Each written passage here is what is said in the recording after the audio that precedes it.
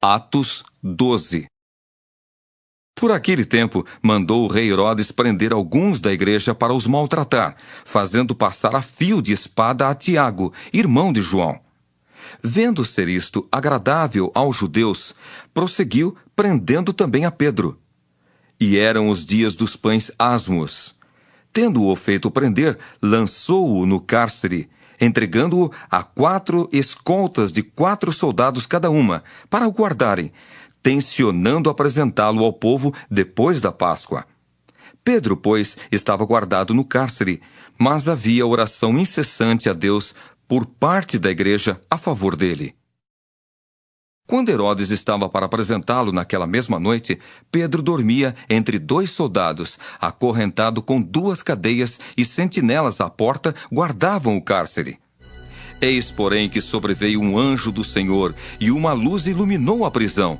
E tocando ele o lado de Pedro, o despertou, dizendo: Levanta-te depressa.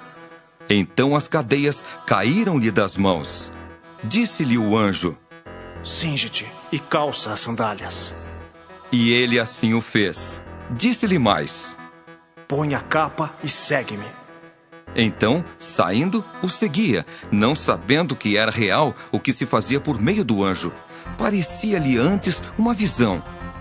Depois de terem passado a primeira e a segunda sentinela, chegaram ao portão de ferro que dava para a cidade, o qual se lhes abriu automaticamente.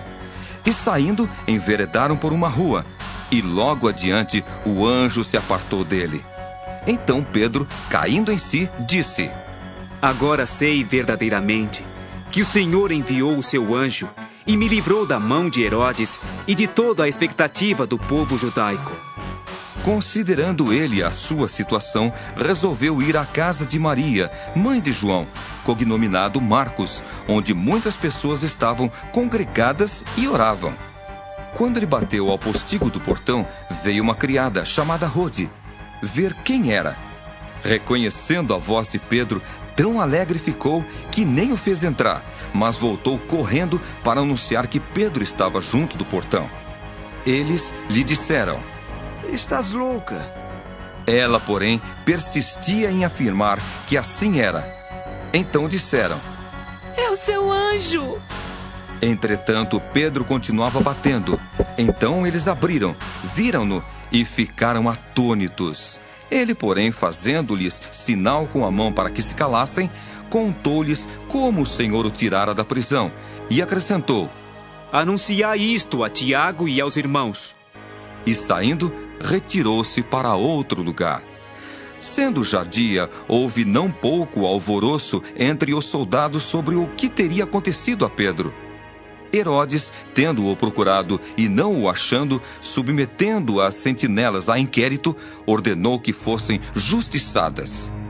E descendo da Judéia para Cesareia, Herodes passou ali algum tempo. Ora, havia séria divergência entre Herodes e os habitantes de Tiro e de Sidom. Porém, estes, de comum acordo, se apresentaram a ele, e depois de alcançar o favor de Blasto, camarista do rei, pediram reconciliação, porque a sua terra se abastecia do país do rei. Em dia designado, Herodes, vestido de trajo real, assentado no trono, dirigiu-lhes a palavra, e o povo clamava: É voz de um Deus e não de homem! No mesmo instante, um anjo do Senhor o feriu, por ele não haver dado glória a Deus, e, comido de vermes, expirou. Entretanto, a palavra do Senhor crescia e se multiplicava. Barnabé e Saulo, cumprida a sua missão, voltaram de Jerusalém, levando também consigo a João, apelidado Marcos.